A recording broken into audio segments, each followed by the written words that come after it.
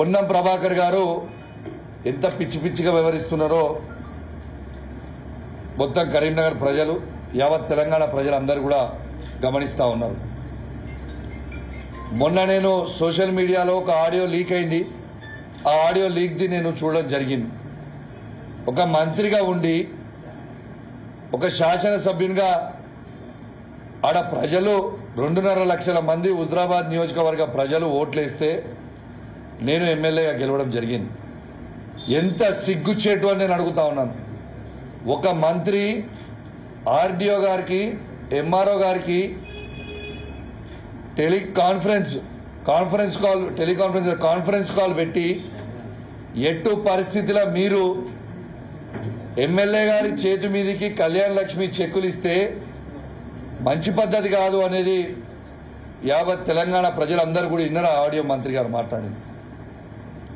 నేను ఒకటే అడుగుతున్నా మంత్రి గారికి, అంటే హుజరాబాద్ నియోజకవర్గ ప్రజలకి వ్యతిరేకంగా నువ్వు చేయాలనుకున్నావా? ఏం చేయాలనుకుంటున్నావు? రెండోది, ఆర్డీఓ గారి మీద నేను సిఎస్కి కంప్లైంట్ చేసిన, యాక్షన్ తీసుకోవాలి అని చెప్పి ప్రభాకర్ గారు అన్నారు. నేను ఒక్కటే అడుగుతున్నా ప్రభాకర్ గారిని, నిన్నెందుకు బర్తరఫ్ చేయవద్దు? ఇవాళ నువ్వు ప్రమాణ స్వీకారం చేసేటప్పుడు ఏమని చేస్తారు? రాగ ద్వేషాలు లేకుండా మేము చేస్తామనేది కదా ప్రమాణం చేసింది. మరి చేసినప్పుడు ఇది తప్పు కదా నువ్వు చేసింది, నేను ఎందుకు బర్తరఫ్ చేయవద్దని నేను అడుగుతా ఉన్నాను. నేను పొన్నం ప్రభాకర్ గారికి కరీంనగర్ గడ్డ మీద నుంచి ఛాలెంజ్ విసురుతా ఉన్నాను. ఎందుకు అమాయకుడైన ఆర్డీఓ గారిని ఎంఆర్ఓ గారిని ఎందుకు బలి చేద్దాం అనుకుంటున్నావు? నేను ఛాలెంజ్ కడుతున్నా నీకు. ఆర్డీఓ గారికి నాకు ఒక్క ఫోన్ కాల్ ఉన్నా కూడా గవర్నమెంట్ మీదే తీసుకోండి, ఒక్క ఫోన్ కాల్ కూడా ఉన్నా దేనికంటే దానికి ఛాలెంజ్. మీరు నాకు ఈ ఆడియో లీక్ అయింది నీ ఆఫీస్ నుంచి ఆడియో లీక్ చేసారు. నీ ఆఫీస్లో ఏం జరుగుతుందో నీకు తెలియకపోతే అమాయకులైన ఆర్డీఓ గారిని ఎంఆర్ఓ గారిని బలి చేసుడేంది? ఇలా ఖచ్చితంగా నేను కూడా డిమాండ్ చేస్తా ఉన్నాను, ఎటు పరిస్థితుల్లో పొన్నం ప్రభాకర్ గారిని ఖచ్చితంగా బర్తరఫ్ చేయాలని నేను కూడా డిమాండ్ చేస్తా ఉన్నాను. ఎందుకంటే ఇది ఆయన మాట్లాడేది ఆయన ప్రమాణ స్వీకారం చేసిన దానికి దీనికి సంబంధం లేకుంటున్నది కాబట్టి ఖచ్చితంగా పొన్నం ప్రభాకర్ గారిని ఇలా బర్తరఫ్ చేయాలని కోరుతా ఉన్నాను. నిన్న కూడా ఇలా ఈయనకి ఎట్లయిపోయిందంటే ఈయనకొకటి పెడదామనుకుంటున్న పేరు పొన్నం ప్రభాకర్ గారికి ఇవాళ నుంచి ఆవేశం స్టార్. ఈ ఆవేశం స్టార్కి నిన్న కూడా మీకు ఒక ఆడియో వినిపిస్తా, ఇప్పుడు యావత్ తెలంగాణ ప్రజలు వినాలి, ఇలా వినిపిస్తా. నిన్న ఒక తిరుపతి గౌడని హుస్నాబాద్లో అమనగుర్తి నుంచి ప్రజలు ఫోన్ చేస్తే ఒక్కసారి ఇది మీరు వినాలి ఆడియో. ఆయన మాట్లాడే మాటలు, ఆయన భూత పురాణాలు ఒక్కసారి మీరు వినాలని, మీ ద్వారా యావత్ తెలంగాణ ప్రజలందరూ కూడా వినాలని కోరుతా ఉన్నాను. ఇది చూడండి ఒకసారి వింటూ.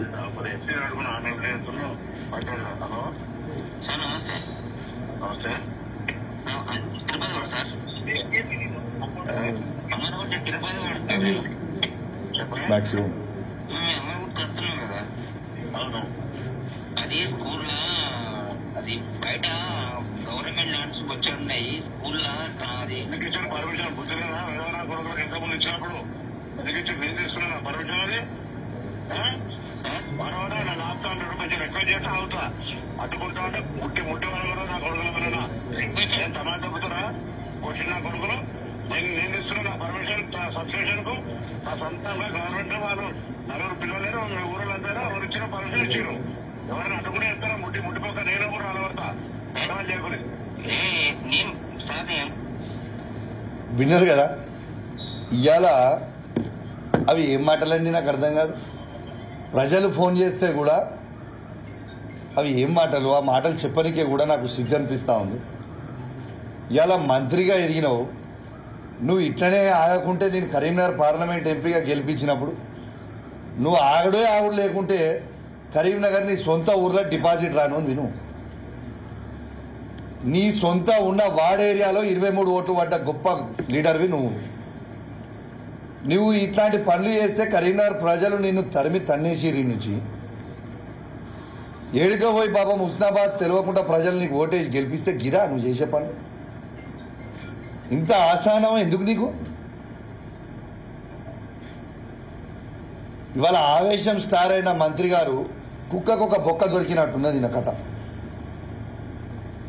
ఇలా వీళ్ళ 6వ గ్యారంటీతో పాటు 7వ గ్యారంటీ ఏంటంటే ఈ మంత్రితోని భూతు పురాణాలు, లేకుంటే మన సిరిసిల్ల సభలో వినట్టు డిషుం కుదుడు. అసలు ఈయన ఏం మంత్రి, అసలు ఈయన ఏం కథ? నీకు ప్రజలు ఒక గొప్ప అవకాశం ఇచ్చిర్రు, దాన్ని సద్వినియోగం చేసుకో. అంతేగాని అది సద్వినియోగం చేసుకోకుండా ఇష్టం వచ్చినట్టు నువ్వు మాట్లాడడం మాత్రం ఇది మంచి పద్ధతి కాదు. ఇకనన్నా మారు, ప్రజలకు ఏమైనా చెయ్యి. కానీ ఇదేదో ల్యాండ్ మీకు అసలు ఉన్నో స్టోరీ కూడా చెప్పాలి ఏంటంటే ఆ ల్యాండ్ కూడా డొనేట్ చేసింది మా మామ 2 ఎకరాలు గవర్నమెంట్ స్కూల్కి. కానీ సరే అది ఏం చేసినా దాన్ని నువ్వు మంచి పనులు చేయగాని మాకు అభ్యంతరం లేదు. కానీ ఈ భూత పురాణాలు ఏంది, మాట్లాడే భాష ఏంది, కథ ఏంది, కార్యక్రమం నేను దయచేసి అధికారులను కూడా నేను కోరుతా ఉన్నాను, మీరు ప్రోటోకాల్ ఉల్లంఘన చేయకండి. ఇవాళ మీరు ప్రోటోకాల్ ఉల్లంఘన చేసి మీరు ఇబ్బంది పడుడు తప్పితే దీనికంటే ఎక్కువ ఇంకా ఏమీ లేదు. మీరు as per protocol, as per procedure మీరు చేయండి. ఈయన మాటలు వింటే, ఇక్కడ ఉన్న మంత్రి గారి మాటలు వింటే కుక్కతోక పట్టుకొని గోదావరి ఎగినట్టుంటుంది ఈ కథ ఈయనతో ఉంటే. కాబట్టి దయచేసి నేను ఒక్కటే కోరుతున్నా, అధికారులు కూడా మీరు కూడా యాజ్ పర్ ప్రోటోకాల్ ఎట్లుంటే అట్లా చేయండి.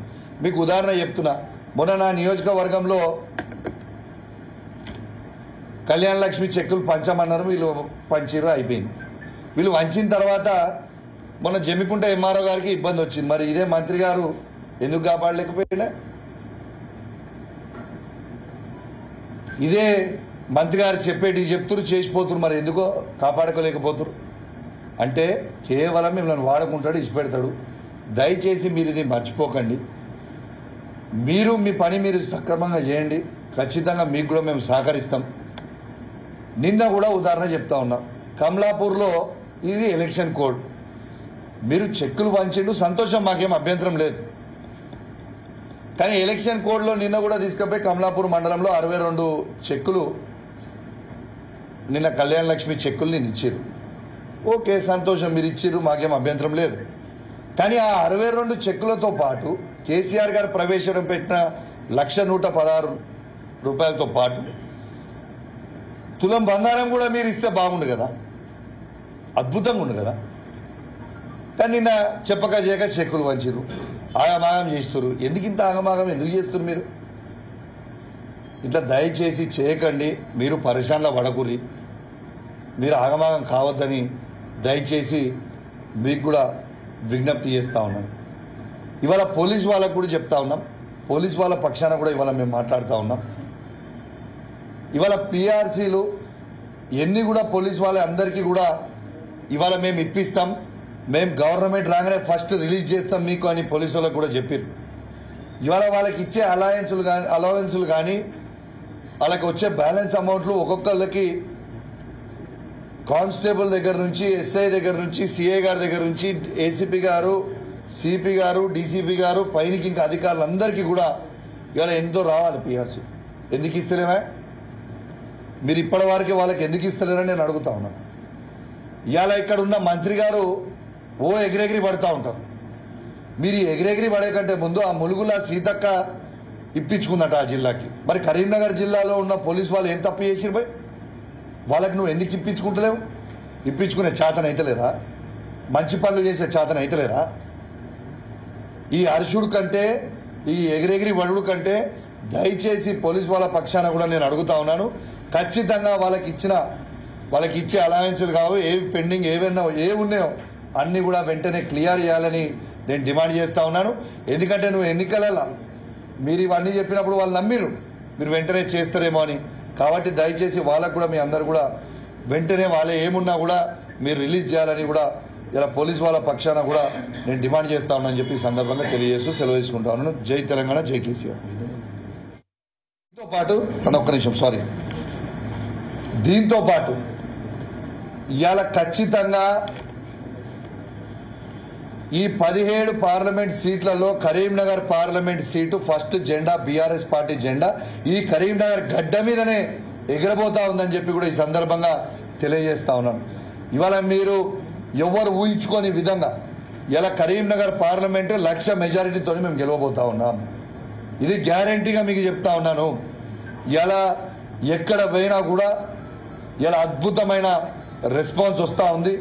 ఇలా రైతులు అయితే తలబట్టుకుంటా ఉన్నారు. అయ్యో ఎందుకు మేము కేసీఆర్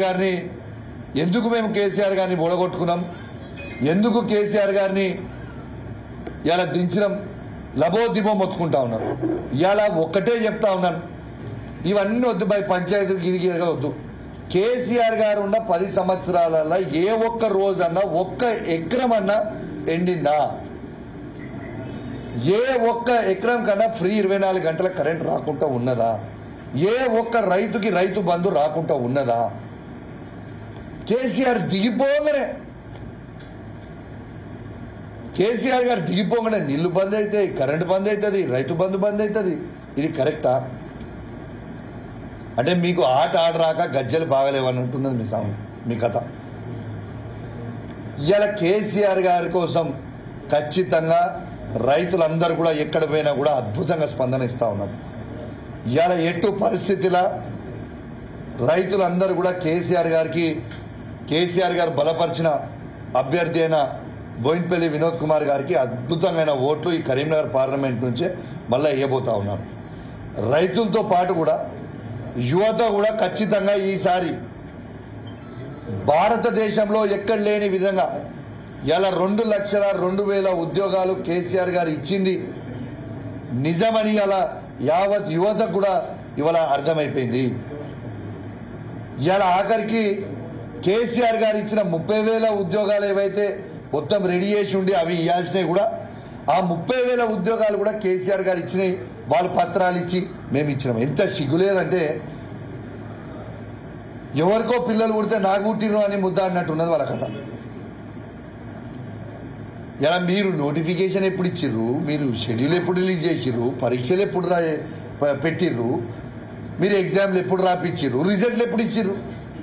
కేసీఆర్ గారు మీరు అవునన్నా కాదన్నా కేసీఆర్ గారు 2,02,000 ఉద్యోగాలు కేసీఆర్ గారు ఇచ్చింది నిజం. ఇది నేను ఛాలెంజ్ చేస్తా ఉన్నా, ఈ భారతదేశంలోనే ఏ ఒక్క రాష్ట్రంలో కేసీఆర్ గారి కంటే ఎక్కువ గవర్నమెంట్ ఉద్యోగాలు ఇచ్చినాయి మీరు చూపిస్తే నా ఎమ్మెల్యే పదవికి నేను రాజీనామా చేస్తా. ఇది వాస్తవం, నేను చెప్పింది. మీరు దయచేసి ఖచ్చితంగా యువత అంతా కూడా ఖచ్చితంగా కేసీఆర్ గారి వైపు చూస్తూ ఉన్నారు. రైతులందరూ కూడా కేసీఆర్ గారి వైపు చూస్తూ ఉన్నారు.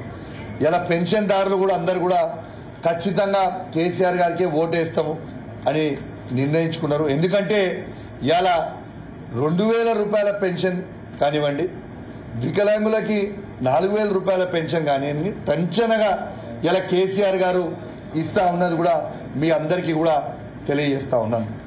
మీ అందరు కూడా అప్పుడు ఇచ్చిండు కేసీఆర్ గారు, వీళ్ళు 4,000 రూపాయలు ఇస్తామని చెప్పిర్రు. ఏడాది దాకా 100 రోజులు అయిపోయినాయి. 4,000 ఎక్కడ పోయినాయి?